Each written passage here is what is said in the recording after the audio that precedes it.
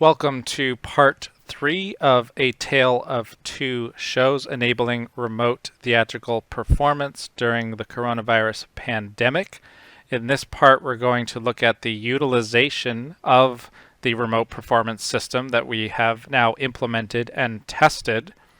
And that utilization is going to cover several different phases of the process. So let's look at the phases of use of the system to start with. So we've already been looking at in the we already looked at in the testing part of this project some of the early rehearsals. So the very first phase of use of this system is in those early rehearsals where we were kind of trying the system out to see how the actors could perform together. The next phase of use of the system are sort of what I would call regular acclimatization rehearsals. So giving the actors an opportunity to utilize the system on some kind of regular basis so that they can get used to how it behaves, what the delays are like, all that sort of thing.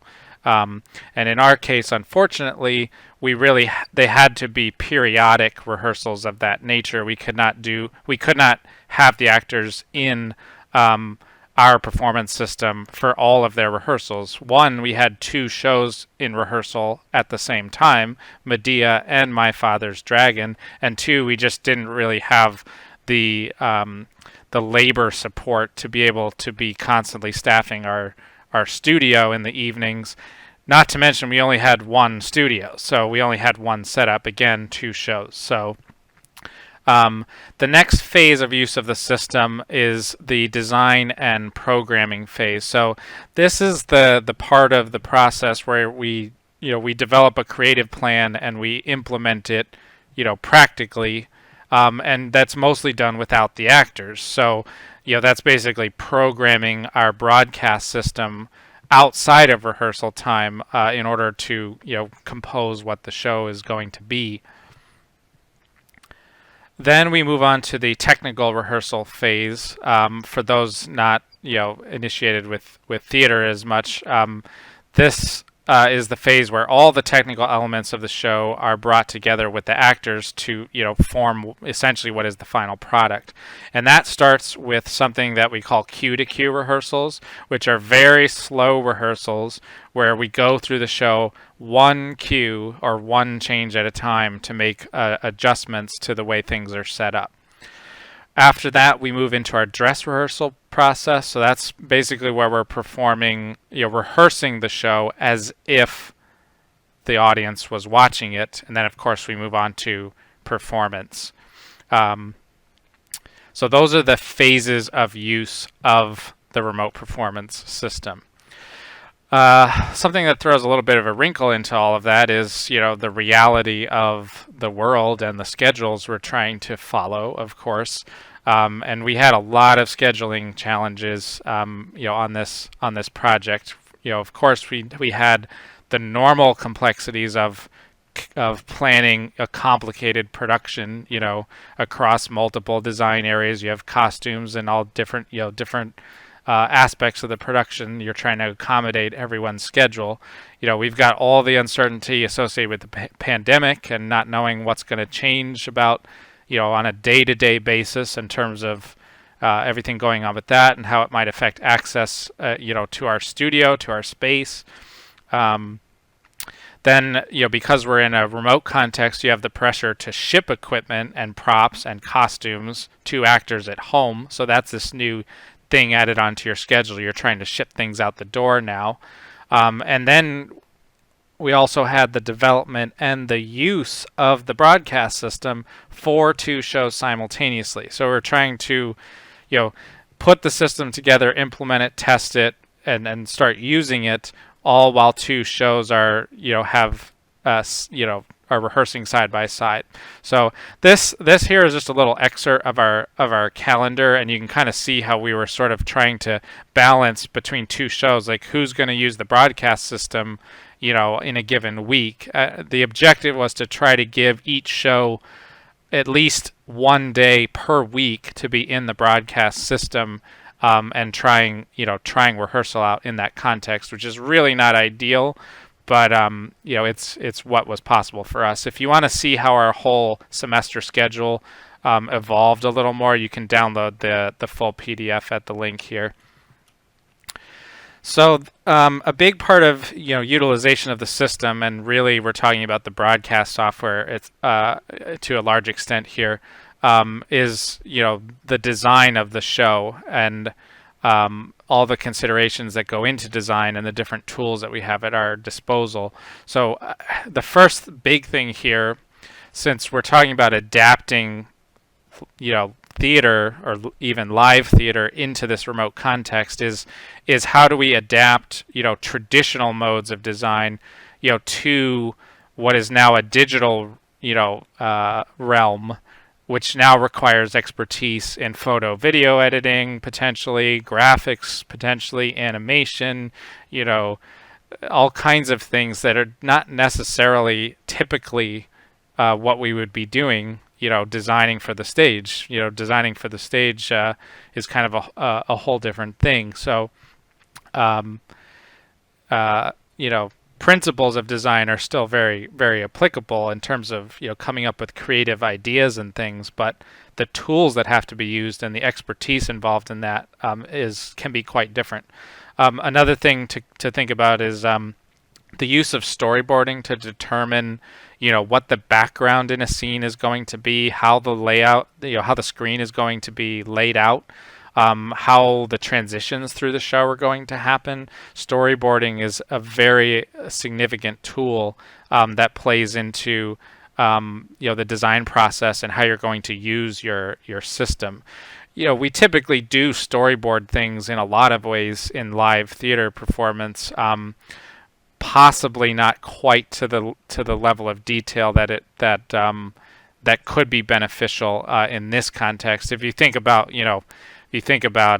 something like a Pixar movie or something, the level of storyboarding that's happening in that kind of CGI cinema context is quite extensive beforehand, so everyone knows at the beginning what the objective is as far as what we want to appear on screen at the end. So the more detailed we can kind of be with storyboarding at the beginning, the better in terms of getting where you want to go. Another design consideration is framing of the actors in their video. What can and can't be provided to actors at home. If you have particular limitations about what you can send actors to use at home, that may inform what your design choices are. If they only have to work with items found around the house, that's a different situation than if you have the budget and the time to make and send them props. Script management is another thing. When there, you can have few or no in-person meetings to compare script notes. How do you manage your script and communicate all the things going on with the design? Tools available in your broadcast software. So, what kinds of features and tools does that provide you in order to utilize your performance system and design the show? And of course, rights and permissions is a whole thing that is sort of we're having to think about a little bit differently when we are in a remote context, because previously it would have just in general been a no on all fronts to post a video of your production online, but in this context that's having to be thought of a little bit differently accordingly. So storyboarding, we mentioned, here's a little visual example of that and kind of an example of what we were doing storyboarding wise. So storyboarding, a very vital tool, I would say, in my opinion, but it's also rather difficult to harness that tool while you're also determining what your software and your remote performance system can do or not do. If you're not 100% sure of what it's capable of, how do you choose what to storyboard? It's like trying to light a show when you have no idea what the capabilities of the lighting equipment are going to be. Do you have a super fancy moving light that can change colors, or are you working with a 360Q? Not knowing what is possible makes it much harder to storyboard. So that's kind of the boat that we were in, and you can kind of see that just by looking at these storyboards. Our initial storyboards were very much layout focused, and not they weren't necessarily accurate visual descriptions of of what was going to be in every scene. The big thing that is important, though, is that you're communicating or trying to figure out what is the background for each scene or each moment. How do you have the screen laid out, and how are you, what kind of transition are you going to use to get from one layout to another, and how is that transition going to happen, and when is it going to happen? So that's the kind of things we want to be thinking about. The earlier in the process, the better. And these broadcast programs have a lot of different transitions available, in them. You can just cut directly from one layout to another. You can do crossfades. You can do, wipes and zooms and all sorts of fancy, effects and things.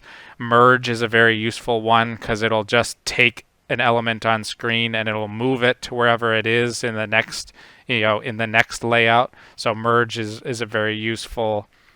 Merge is a very useful transition. I would also generally recommend that, finding someone with broadcast expertise to advise on this a little bit if you can, because, it is kind of an art in itself, the task of sort of planning out camera switches and things, to make a more kind of dynamic or interesting production or result. So if you have somebody who has broadcast kind of television experience and can advise on that, that would be a good thing to do. And I'm sure there's resources out there to learn a little more about that. So that's kind of this is where we were in our storyboarding process, and you can see that where we were and where we ended up were two pretty significantly different things. Especially with My Father's Dragon here, you can see how we were working with sort of these 3x3 grids, and then in some cases in our final product, we were broken away from that initial storyboarding idea to larger or lesser extents when we finally got to our final result. So establishing framing, these are important questions to ask. How much space do the actors need to move in? Are they going to be sitting or standing? How much of them, is the audience going to see? There's lots of implications for costuming there. How close to their cameras are they going to be? The closer they are, the more detail you're going to get in their face and everything. The further away they are, the smaller they're going to be in the video, the less detail you're going to get. Do they need to wear anything on their heads? If they have to wear tall, head pieces or anything like our actress Annie here is for My Father's Dragon, that's going to inform how you should frame the video. And then how much is this going to change during the show? Does one actor need to be framed one way, at one point in the show and then differently at another point? Does that involve them having to move their camera? They physically move their computer or their device or not? The way this played out for us was, with Medea, the actors were quite static. They didn't move around a whole lot, and they didn't have to wear anything sort of on top of their heads much that we had to worry about cutting out of view. So for Medea, we really prioritized trying to see a little bit more of the upper body so we could see the costume. And keeping the space above the top of the head pretty small. For My Father's Dragon, very dynamic, lots of head pieces. The torso costume was really just a plain shirt in most cases, so we weren't as worried about seeing that as much, and we needed to provide more headroom for the costume pieces that they were going to wear on top of their head. One thing I'll mention too is that be aware of Zoom's Enable HD option. It will alter how your video is framed, even if you're not getting HD video, because Zoom is, at least currently, not enabling HD video in meetings with more than, I think, 3 people. So you're not getting HD quality anyway. But even if you aren't, if you check that box or don't, you may see the video change proportions or zoom in a way that affects the framing of the video. So we had that happening with one of our actors. So be aware of that Enable HD option and make sure you set it the way that you want it to be. Okay, so we've arrived at the coordinating with actors at home, which is a significant part of using your remote performance system. So this is roughly chronological in what we did with our actors. So we'll kind of go through these to give you an idea of everything that's involved in this and how it plays into using your system. So we started off with a technology questionnaire. Some of those questions were asked in auditions for My Father's Dragon because we were anticipating it being remote, but they weren't very detailed. They were sort of minimal questions at that point. And Medea, we didn't ask any questions during the audition process related to performing at home. So essentially, every one of our actors had a follow-up questionnaire about their technology to enable them to perform remotely. And that had various questions in it relating to what technology they had available and other things like lighting and their performance space and stuff. The full questionnaire you can download in PDF right here. A big thing I tried to do with it is to be as careful as possible about the phrasing of questions and making sure that there was clarifying information in the questions, or even a link to information that the actors might need to help them answer the question, because some actors some actors did not even know what an Ethernet cable is, let alone what how to plug one in or what to do with it and things like that. So in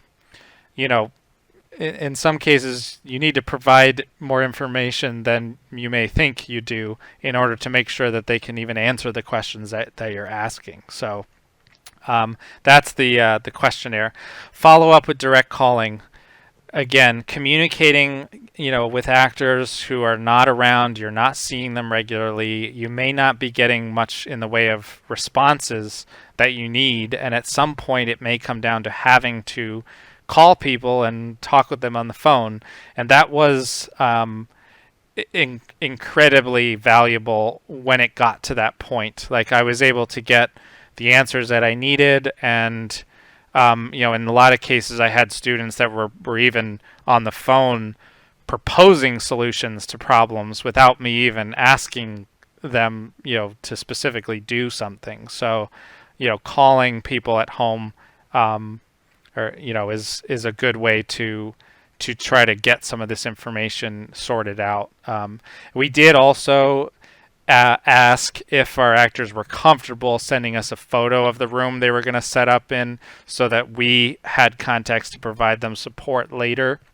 If they were comfortable doing that, that was not at all a requirement. But most of them did send a photo of their performance space, which was very helpful later on. So provisioning of equipment. The big question here is, what should we provide? Like, what do we need to provide our actors, and what can we expect them to provide for themselves at home? And there's a lot of considerations that go into that. In our case, we're in an educational setting, so technically, our actors are taking a class. Their participation in the performance is something that they're earning credit for. So, there are expectations associated with the fact that it is a class. Are there fees associated with it? In our case, there are not. Actors don't pay any fees as part of taking a class to be in a performance or anything like that. But it's something to consider. Also, equity considerations, being equitable in terms of, our expectations of, the access that students have to, you know, technology and things that they might need. Also, in terms of, again, if it's a class, if everyone is being graded on their participation in the class, having everyone on as equal a footing as possible is certainly desirable. And then also, quality, consistency, and design of the production sort of, obviously what you can provide to your actors at home will play into that very, very significantly.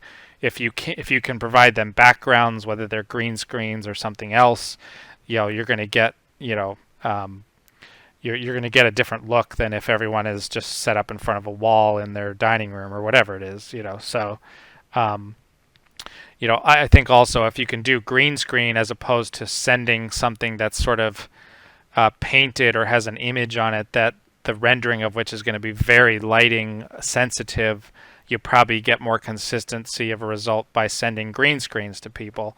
Going with a green screen based approach, which is what we did. So you can see the list of the main items we sent our actors right here. So we sent a green screen with some command strips and some ties for tying it up.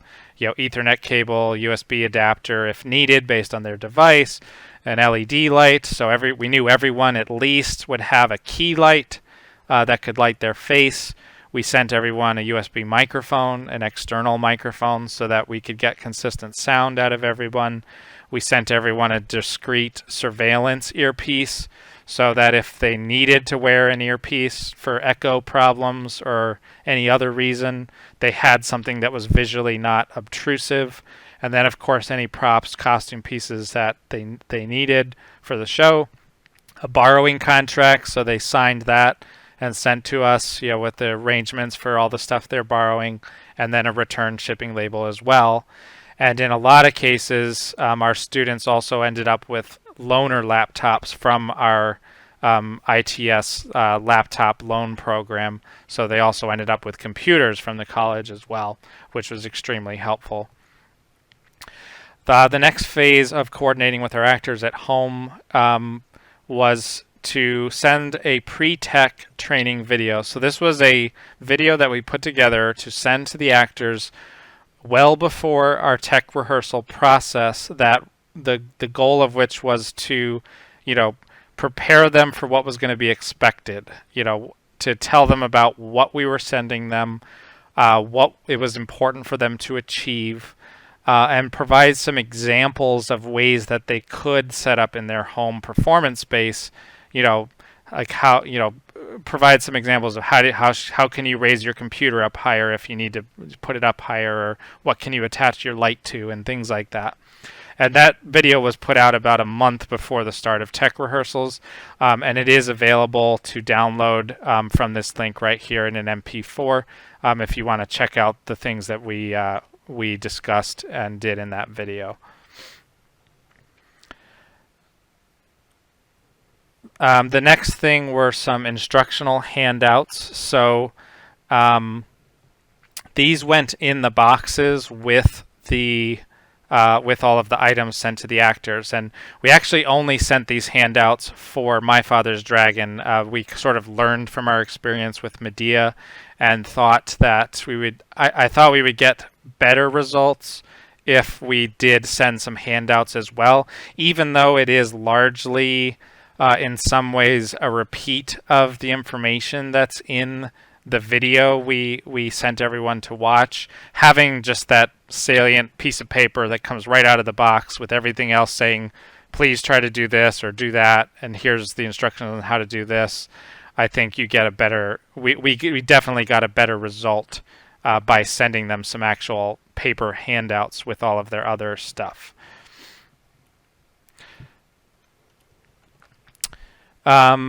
So the next phase of coordinating with our actors at home was to do some pre-tech consultations. So these were virtual meetings, video meetings, the goal of which was to make sure the actors were prepared with their home setup to participate in the tech rehearsal process and in the show. And we brought each actor into the remote performance system, so into Zoom, into vMix, the exact way we're going to do it in the show. And then we checked out their green screen setup, checked on their computer and chair placement, how they have their lights set up, their microphone, check in on where they're at with their internet connection. Were they able to connect via Ethernet? Are they having any issue with that? Also configure, their Zoom settings, the camera settings, the microphone settings. Also establish and document the way that we want them framed in the video. So there's an example here where we're working with an actress, Jillian, for My Father's Dragon, and we've taken a screenshot for reference of how we have her framed in the camera in the video. And then this is also an opportunity to set a chroma key, set a microphone gain, adjust the EQ, noise gate, all that kind of stuff. Basically do an initial video and audio check.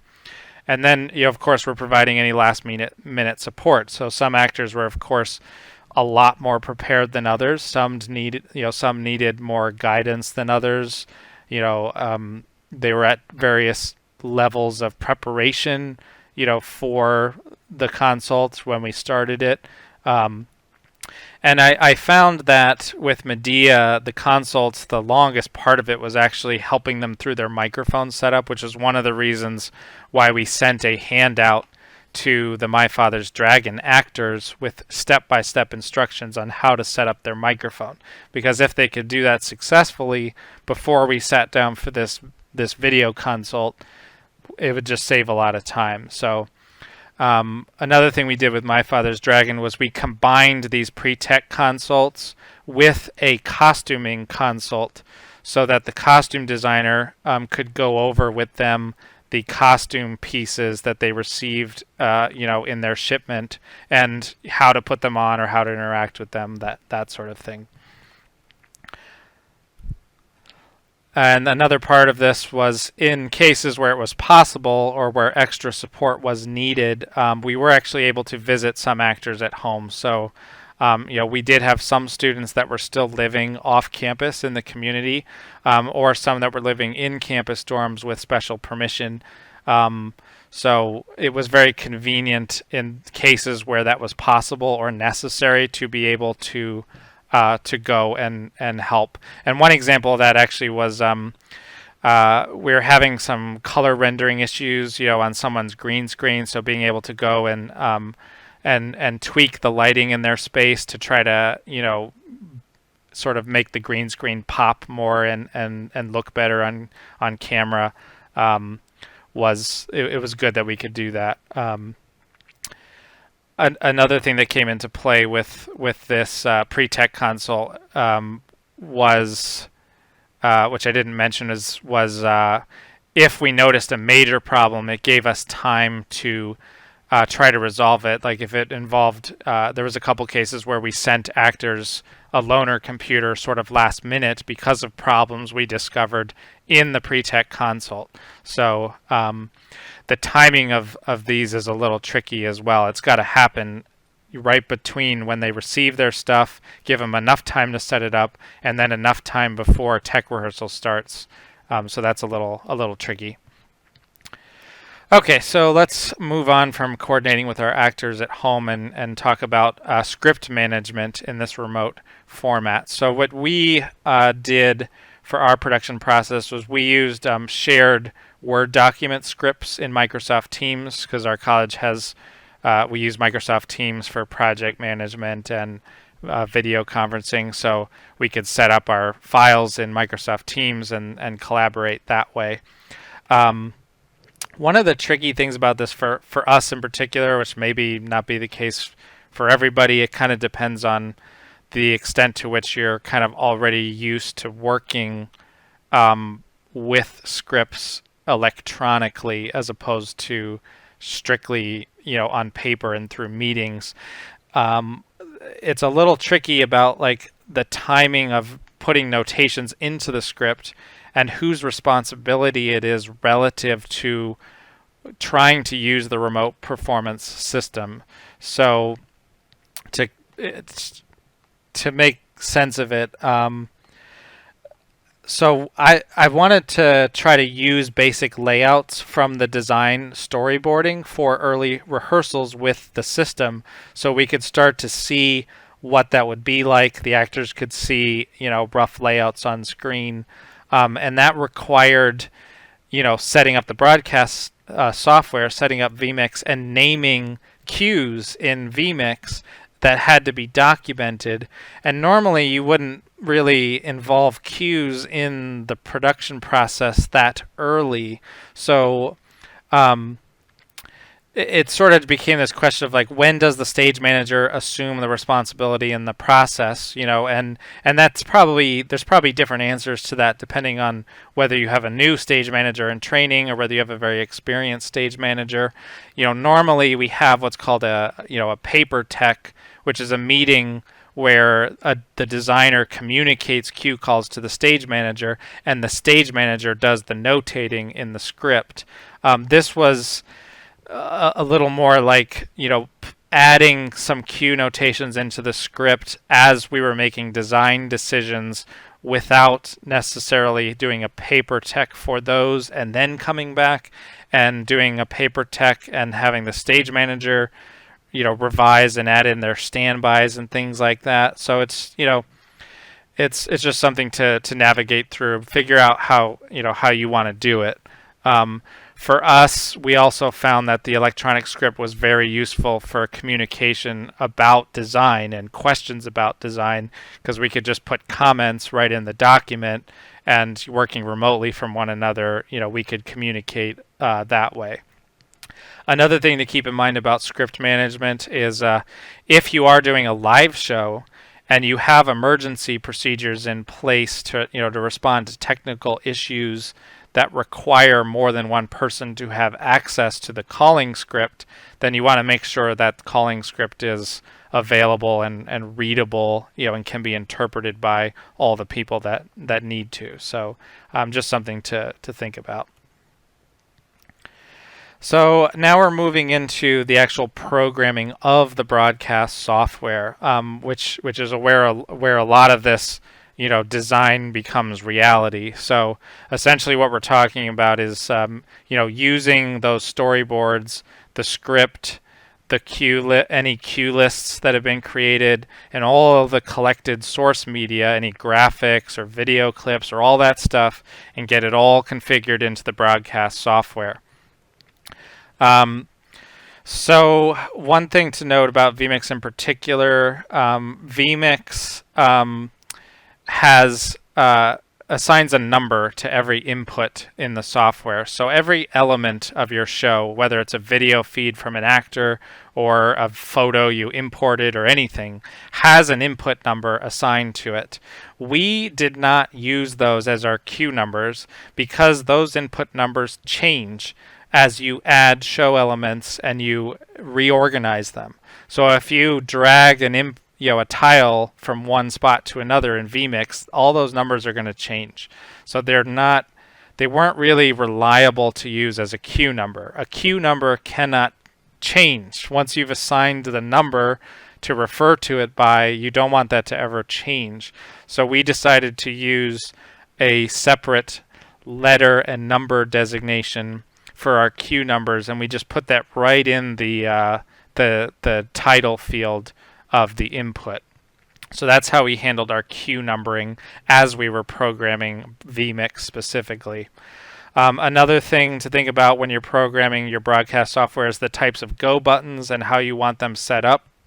vMix has like 5 different go buttons, and they can each be set up for a different type of transition. They can have a different transition time assigned to them. We pretty much only used cut and merge. So we set up this button to be merge, and those are the only 2 buttons we really use to run our shows. And one other thing about vMix and maybe broadcast software more generally is that they aren't necessarily set up. They're set up for live switching to be sort of called by a director, less so than they are to create maybe a super easily repeatable cue stack. At least that's what I found with vMix. So vMix doesn't automatically let you sort of just keep hitting the go button, go, go, go, go, go, to cycle through your inputs. Like it's not, that's not how the software is structured. So there are ways to get around that we employed. But just keep that in mind if you are thinking about how do you activate your cues in the broadcast software. One aspect of programming your software is, of course, being able to have the actors represented when they are not present, right? You need to, programming is a process that usually takes a lot of time. You have to fiddle with a lot of things. You can't do that while you have 9 actors sitting there in a video call waiting for you to figure out how to do whatever it is you're trying to do. So you need a stand-in.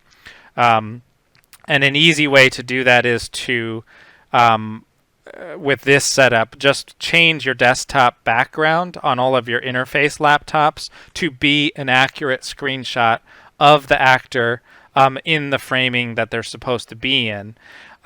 So then what is happening is the desktop capture application on here is just capturing this still image on the laptop and sending it into the broadcast software. So you end up having a nice screenshot stand-in of your actor that you can use to do your general programming, to set up your layouts, adjust basic things. You can also change the input in vMix to be an image file instead of a video feed, and then just change it back to a video feed later. But you'll lose all your audio settings if you do that. So I found this solution of just put a screenshot on your desktop, and then that'll serve as a stand-in so you can go ahead and do your programming. Okay, so we're going to talk about some things with that have examples showing that are specific to vMix, but the principles in general here apply to any broadcast software and how the things you might want to be able to do. So one of those things is, of course, compositing things on screen into different layers. That way you can have different elements of your show overlapping with one another, and you can create sort of more dynamic layouts because things are able to overlap. If you're using green screen, a big advantage of that is being able to allow things to overlap because you're eliminating the background. So you're essentially getting rid of the borders on the video. So being able to do layering is important, and vMix has perfect function, perfectly useful functionality for that. So you can adjust the location of elements on screen, you can adjust the size, you can zoom them in and out, and then of course you can adjust the layer ordering. So in this window here you're seeing the ordering of layers, and these are the layer numbers here, and they're called out in this image here. So you can kind of see how the layering is set up for these actors that are on screen here. So we were able to use that layering, it's called MultiView in vMix, in order to create our layouts and position everything on screen. Another fundamental aspect of all of this is color correction. So vMix, like probably other broadcast programs as well, has tools inside of it to adjust the color of various aspects of the different images, whether they're live video feeds or static photos or whatever. So we were able to make color adjustments to the backgrounds of scenes, to the individual actors, etc. And this was actually very useful for changing the color tone of different scenes for different lighting conditions and times of day. So what we tried to do in vMix was make sure that every scene was composed of a foreground, which was a very semi-transparent, very light, solid color. And then there was a middle ground, which consisted of the actors, and then a background, which consisted of whatever the photo was. So that allowed us to adjust color tone on the background and the foreground separately. And because that foreground is just this transparent color applied over the whole image, that allowed us to color tone the entire scene, including all of the actors. So like in this scene here, the actors have a little bit of blue tint on them. That's done using that shader layer that's in front of them. It's not done by changing the color toning of the actor's video input. And there are some specific reasons why it's not very practical to try to change the color toning from scene to scene on an actor. It is very useful to adjust the color and contrast on the actor video feeds in order to try to make them match with one another a little better, to get the white balance and the brightness, to be a little more consistent from actor to actor. Color and contrast adjustments are super useful for that. So if you are trying to composite your scenes in vMix, and really I would say think about this in any broadcast software, but really think through how you're going to composite your scenes in terms of layers such that you can adjust your colors from scene to scene to scene and not end up with sort of a million inputs or very, very difficult solutions that if you need to go back and change something require you to change dozens of different settings or inputs or something. I found this solution in vMix to be most productive. Shader layer in front, then any elements composing the scene, all of the individual actors, and then the background.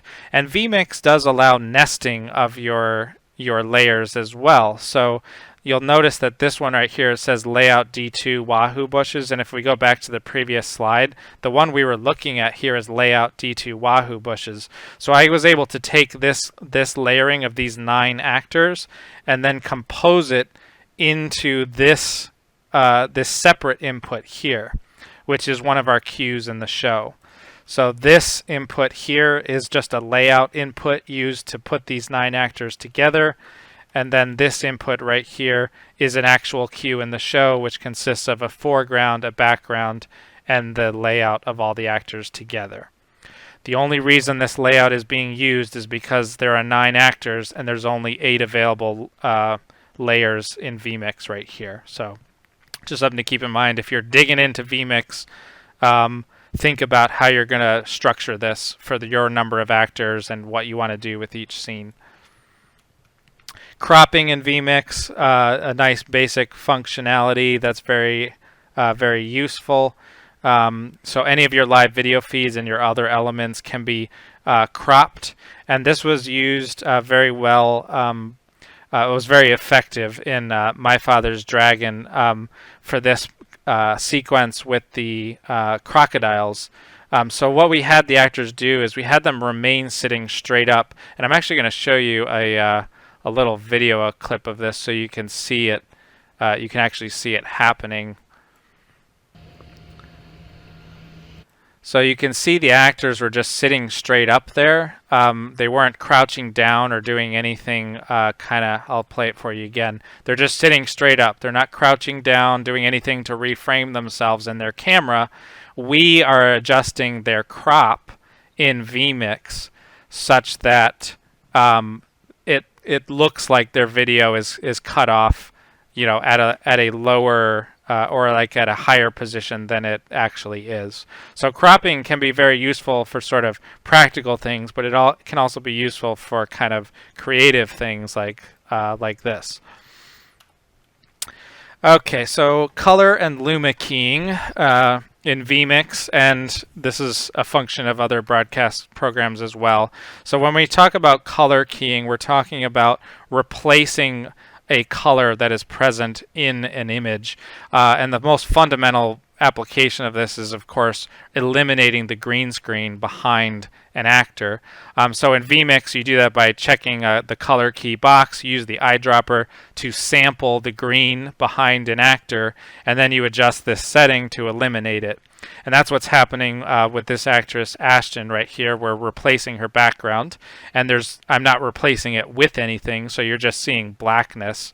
And you're seeing that it's pretty noisy right now. We're getting a lot of noise here because we were having some lighting and color rendering issues with her green screen that it was essentially causing me to have to push this setting really, really high, and it was making this very noisy, and we were getting just lots of kind of speckling around the image. So we eventually actually replaced her device with a loaner computer that was rendering the green color of the background much better.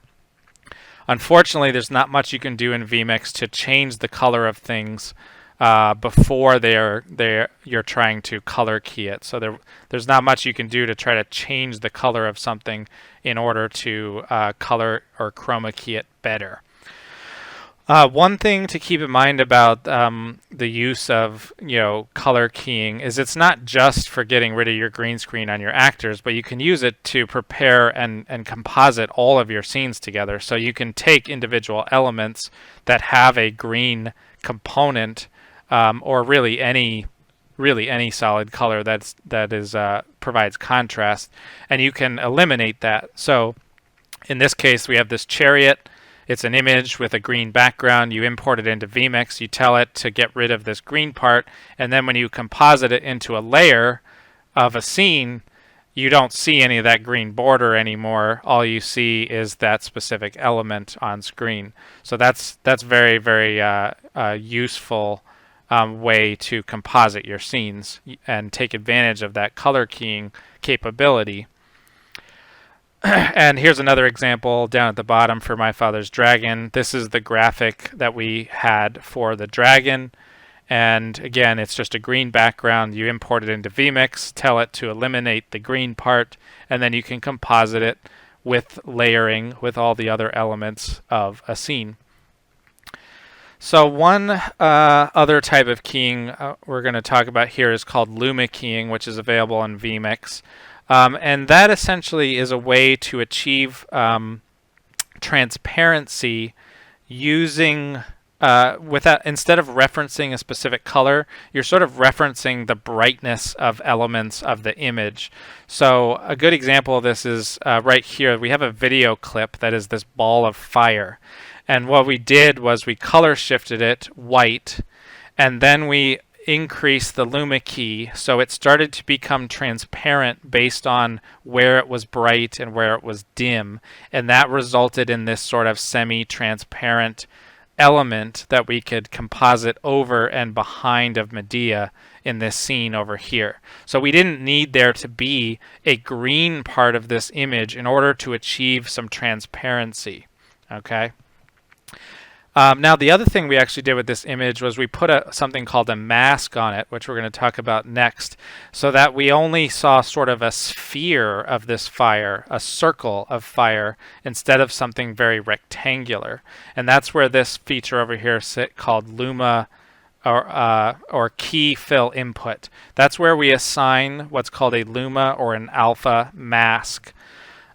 So if you're not familiar, an alpha channel is part of an image which can carry information other than color.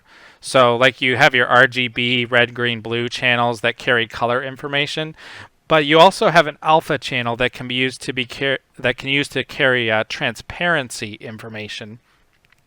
And it often does that through desaturated luminance. So essentially a scale from black to white. So the more black something is in an image, the more opaque it will be, and the more white something is, the more transparent it will be. So this is very useful to essentially create sort of custom crops and things in your show. So here are some examples that'll make a little more sense. So for My Father's Dragon, there's a lot of situations where the actors were floating on the screen in various places. So it was nice to put a little bit of a soft edge on the bottom of the actor's video feed, as well as a soft edge at the extents of the video. So if they reached their hands or arms out of their video frame, you wouldn't get kind of a sharp cutoff. You would get a little bit of a soft edge.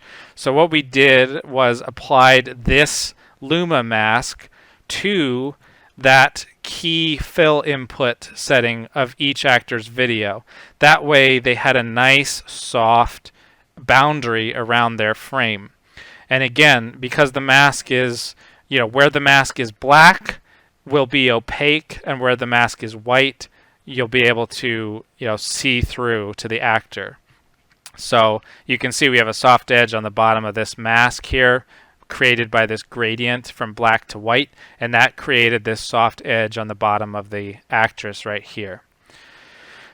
Here's another example of that for Medea. We did something similar, except because the actors in Medea were much more static and they didn't need as much space, we actually applied a mask that was more of a keystone shape in order to kind of block out some of the green screen noise that we might be seeing at the peripheries of the video due to, so I'm talking about this kind of speckling you're seeing that we were seeing back here.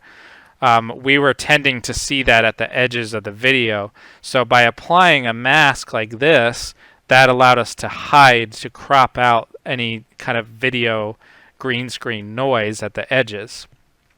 We also left a hard edge on the bottom of this mask because a lot of the time our actors were appearing right from the bottom of the frame like this, so there wasn't really a need to have a soft edge there.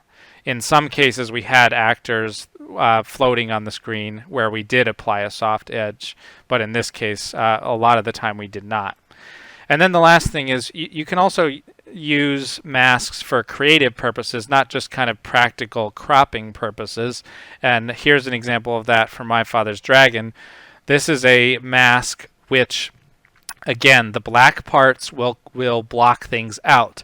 So this was applied to our actress Annie here, so that the only part of her video feed that we could see was this oval area that is white in the middle here. That allowed us to place her behind the dragon image so her face could appear inside of the dragon without us seeing the rest of her body. Now the other kind of fun thing we could do with that, because it's a mask that we can customize, this was created in Photoshop, by the way. All of these were created in Photoshop. We applied a scale texture, these black lines across the mask, which created a little bit of a feeling of scales across her face to sort of fit with the aesthetics of the dragon scales. So that's just an example of a way that you can use a mask in order to do something practical, like cut the actor, crop the actor's video, but also add some sort of artistic component to it as well. So one of the great things about vMix, and I'm unfamiliar with what other broadcast software has similar features, but one of the nice things about vMix is its ability to use scripts, shortcuts, and triggers to automate tasks or add desirable functionality. So especially useful for live shows. So just if you're not familiar, a script is basically a program. It's a little bit of code written to carry out some sort of combination of tasks. A lot of times they're called macros in other software programs. So on the top right here we have an example of a script. This is just a one-line program or script, function that says change the duration of the first go button to 1500 milliseconds. It's just a little script that does one function. It's one line of code. Another thing vMix has is something called shortcuts, which of course are basically keyboard shortcuts. So you're providing a way to quickly activate a function at the press of a button, and those functions can also include activation of scripts. So you can write a script to do some custom set of actions, and then you can use a keyboard shortcut to activate it.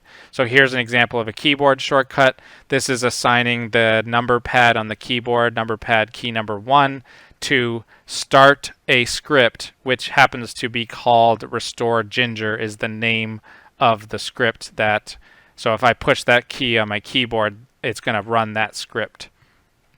And then we have triggers. Triggers are attached or are associated with vMix inputs. So any given input in vMix can have triggers attached to it, which cause functions to be activated whenever the input is used. And again, here's an example. So this is an input in vMix which has 3 different triggers attached.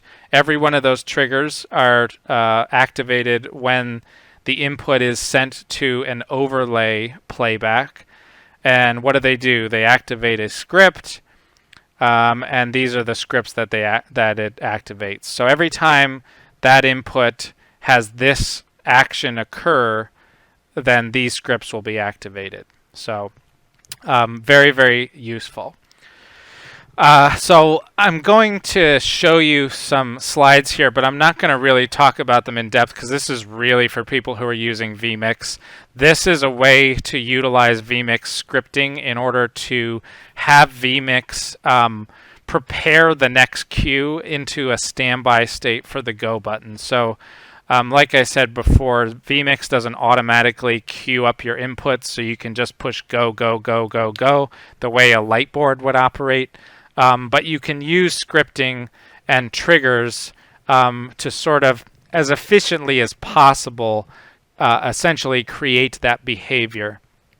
That was really important for us because our operator was working through Zoom screen control using a mouse, and we wanted her to have only the task she really needed to do by clicking that mouse. So the fewer things she has to do with that mouse, the better in terms of having reliable interactions. So we wanted her to be able to just push the go button, push the go button, push the go button, and have the next cue always put into standby for her. So that's what this script and trigger allowed us to do. There's a couple vMix forum threads I have posted relating to this, so you can check out these threads here as well for more information. This is an example of how you can use triggers in vMix to assign times to your go buttons. So again, this was important for us because we didn't want our operator to have to be changing the transition time assigned to the go button. We wanted that to happen automatically so that when you went to a particular cue, it would also go ahead and set the fade time for the next cue or the transition time to be whatever it needed to be. So the operator never had to worry about changing a transition time to make sure that a go button would function correctly.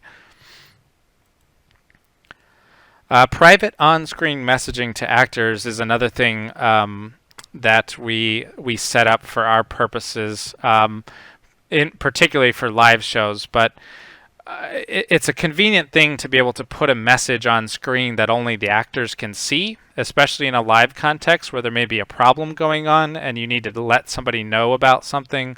Putting a message up on screen is a good way to do that. Now, Zoom does have what are called breakout room broadcasts. So the host can send a broadcast message to all the breakout rooms, but that'll put a pop-up on the screen, which is not very good. So what we did is we set up in vMix a way to show private messages to the actors. If you're interested in that, you can look at the details here. An example of why we might want to do that is that audio distortion problem we talked about in the testing part of this presentation. Sometimes actors would get distorted audio, and they often wouldn't be aware of that themselves. So it was convenient to be able to put a message up on screen to an actor saying, hey, your audio is distorted, exit and return to the breakout room when you're able to. And so they get that information without any verbal or sound interruption at all. They just see the message and they know what to do. And the audience doesn't see this. It's isolated from the audience. Auto mixing is another part of programming. This is something that vMix specifically offers. And when we're talking about auto mixing, what we're talking about is the software automatically muting an actor depending on whether they're in a scene or not. So that is super, super convenient if your actors are coming and going from scenes a lot. There's a lot of kind of dynamic stuff going on, lots of scenes, lots of changes. And if that is the case, how necessary is this? If that is the case, then it's probably pretty necessary. If it's not, it kind of depends on, how forgetful are your actors being, how frequently are they really required to be muting or unmuting, if you're performing live or not, might factor into whether you want to use auto mixing. Arguably, the whole point or a major point of setting up our remote performance system the way that we did was to be able to do this kind of automatic muting so that the actors don't have to worry about muting themselves. But auto mix is also useful because it takes pressure off the operator in the studio as well. Even as an operator in the studio, I don't want to have to go through and click the mute buttons on every actor every time they come and go from a scene. That's a lot of work for me to do, or for the operator to do if we're not using auto mixing. So auto mixing, we did not use it for Medea because we were in a recording context. There weren't that many scene changes. The scenes were pretty long before there were changes, so we didn't really worry about it. We just let the actors mute themselves and it was fine. If there was a problem, we're just recording, we can stop, we can do it again, whatever. For My Father's Dragon, so many scenes, so much dynamic action, we absolutely needed auto mixing, and it worked honestly perfectly. Every time an actor shows up on screen, vMix automatically unmutes them, and they can go ahead and perform, and then when they disappear from the screen, they are muted again. I was a little worried that vMix might cut the actors off. If the actor sees themselves appearing on screen and they start to speak, but they're not unmuted yet, that would be a problem, but we never experienced that at all, so not an issue at all. And you might be wondering how you get an actor to be auto-mixed if they are supposed to speak from off stage. And you can actually include them in a layer for your particular cue and just uncheck them so they won't be visible, but they will be considered a part of that scene, and they will still trigger the auto mixing. So something to keep in mind for off-screen appearances. You can also, of course, attach a trigger to an input to purposely mute or unmute a specific actor as well. Automatic cue sequences. So if you want to do a fast sequence of cues or a very repeatable sequence of cues that aren't dependent on the operator, it is fairly straightforward to write scripts to do that in vMix. If you're looking to do that, have a look at these. You'll probably be able to sort it out, what's involved. You're basically just telling it to preview an input, wait, go to the next input. I'll show you a practical example of this that we did for My Father's Dragon.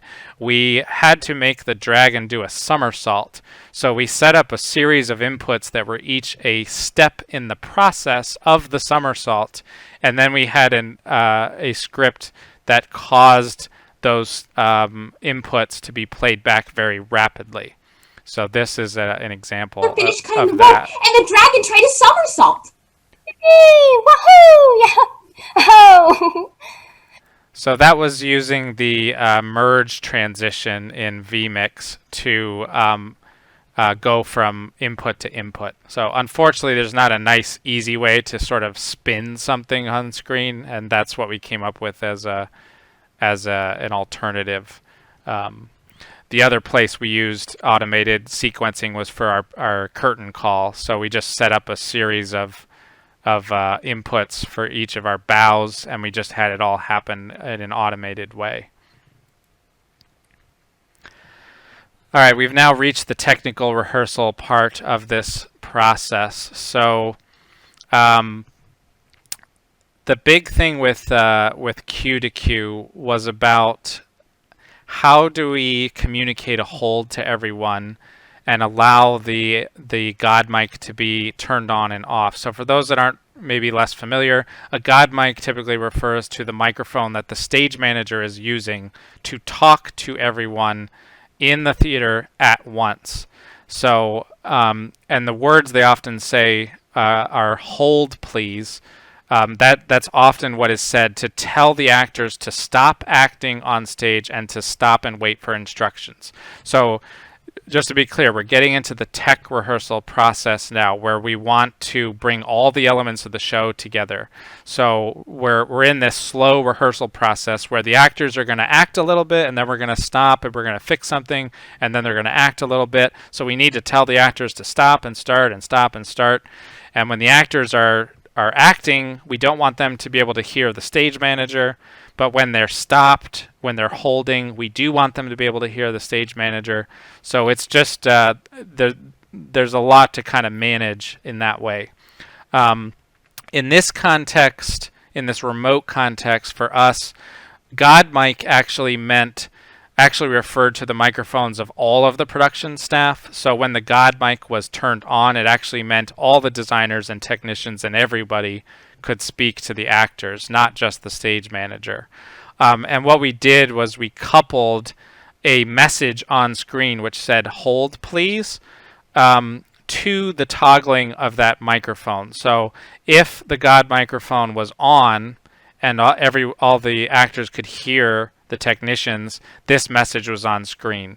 So having that very pronounced or sort of very reliable image that would indicate to everyone that all the mics were open was very helpful for transparency and clarity.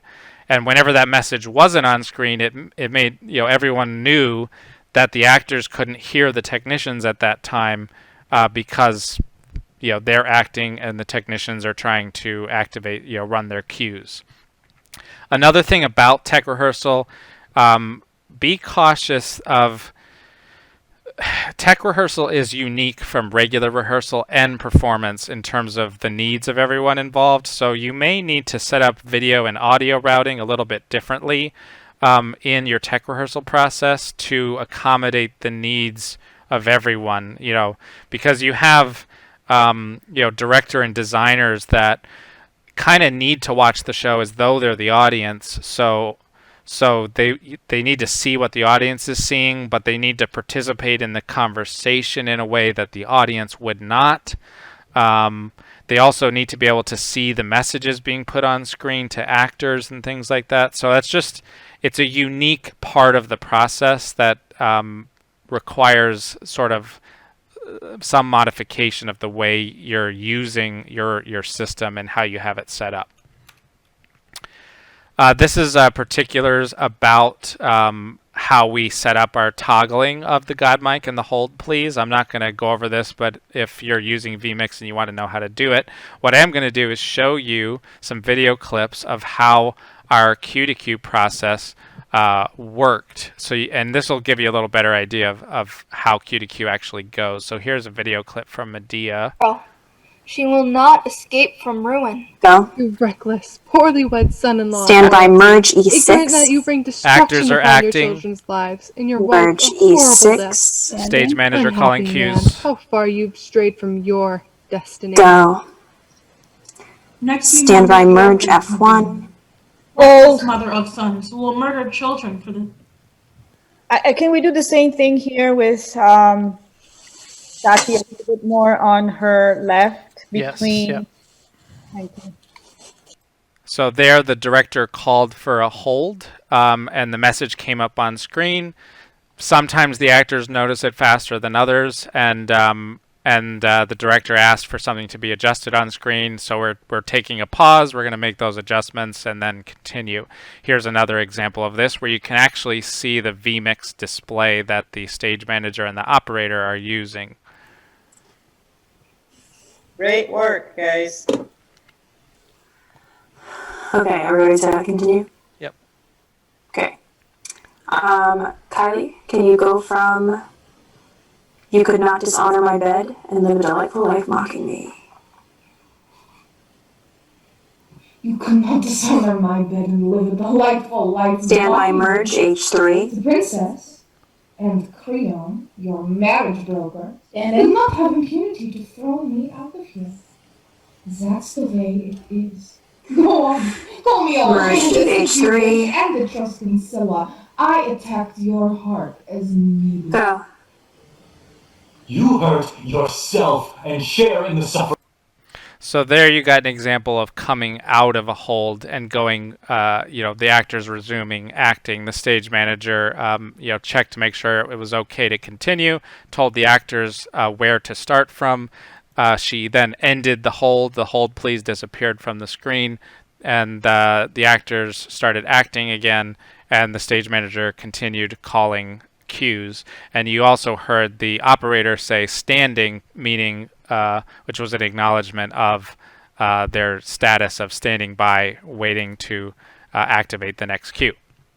So that's a little example of how that worked in cue-to-cue rehearsal. All right, so another aspect of programming and setting up our broadcast software is preparing for live show emergencies, because we were doing one show that was going to be live, so we wanted to prepare for that, which means being prepared essentially for actor connection interruptions, right? Whether it's video, audio, both, could be a momentary problem or more of a sustained problem. And it's particularly the sustained problems we want to be prepared for, because if it doesn't sort of resolve itself within a rather quick time, we've got to do something to react to the problem. So one thing we did, of course, was create some emergency procedures of what process we would follow if we had a problem, just to make sure we could react as efficiently as possible. Another thing we did was we created a set some shortcuts in vMix to mute actors' video, and this is a list of the shortcuts here, so that if a problem occurred and an actor's video was shrunk, or something happened where their video disappeared and all of a sudden we were looking at a Zoom logo or something, we could actually mute their video very, very rapidly. Another thing is, setting up a method by which the stage manager can speak to the actors privately. So we basically repurposed that hold please functionality. We changed it to say SM mic on, and had a shortcut that would trigger that. So if we were in some kind of problem, some situation where the stage manager needs to just come on and say, actors do this, there was a way to do that, and the actors would know, because this message would appear on screen, that the stage manager was about to speak to them. One thing to keep in mind here too is we had no understudies waiting in the wings, so our procedures had to be, had to work with that. So for us, for My Father's Dragon, the procedure was that the storyteller would take over autonomously or by verbal or visual prompting if another actor just completely dropped out or disappeared from the call. The storyteller, as sort of the narrator of the story anyway, would take over and start reading their lines from script as they were performing their part. If the storyteller was the person with the problem, then we had a procedure in place for the stage manager to take over by switching to her Zoom public address microphone and muting her Messenger control room microphone, in which case I, as the studio monitor operator, would then have to essentially participate with the assistant stage manager to continue the show, continue calling the cues and operating the cues. If you are wanting to do video mutes in vMix, have a look at this. It shows you how you can do this with scripts and shortcuts.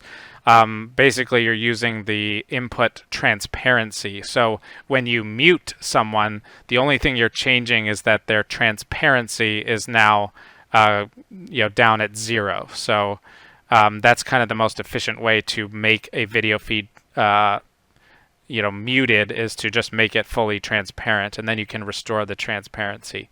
So these were very, very convenient. I had on my keyboard the numbers 1 through 9 would mute the actor's video, and then the keypad numbers 1 through 9 would unmute their video. So that fast, I could literally just go 1, 2, 3, 4, 5, 6, 7, 8, 9, and mute those actors, and do the same thing to unmute them. Depending on how you're using your multi-view layers, you can actually also replace the actor's live video with a screenshot, which is kind of fun, but there are some caveats to doing that. As we're moving into our performance phase here, for a live show, we really needed to create ourselves an off-air pre-show space in vMix so that we could have our live stream up and running prior to the start of the show, and that way we could all communicate with one another and do any pre-show checks that we needed to. So if you're looking to do a live show and you want to be able to be sort of sending video and audio out to the audience while you're still in vMix interacting with the actors and everything, this kind of shows you how you can structure that. And basically we're using an overlay that has been retained for only the actor's use. So it allowed us to create this this sort of pre-show space where we could all see each other and talk to each other, but we were sending the audience a completely separate image and audio. And that was during that pre-show period. So as we're getting ready for the show and our live stream is up and running. These are a couple slides just so you can kind of see how we set up some additional automation for our pre-show, for our live show. So we started essentially, our first cue was a pre-show slideshow with music that would just loop over and over and over again. And we had a bunch of triggers attached to that cue that would sort of prep things to make sure the actors couldn't be heard by the audience. And things like that. And then we transitioned to, in the last 3 minutes, we had a slide with a countdown timer that told the audience, okay, the show's about to start. And attached to that cue were all these automated triggers that made sure essentially that we were ready to go. So it sort of prepped all the actors' audio and enabled the auto mixing and things like that. And in this last 3 minutes is when the actors can't talk to each other anymore. So it's almost like they're waiting in the wings. They're like right there in the wing, about to walk on stage. They're not talking to anybody else. They're just in their zone, about to perform. So that's what happened in those last 3 minutes. So if you're interested in setting up that kind of automation or running a live show in this way where you have a slideshow and then a countdown sort of thing, this provides you a little more about how you could set that up with vMix.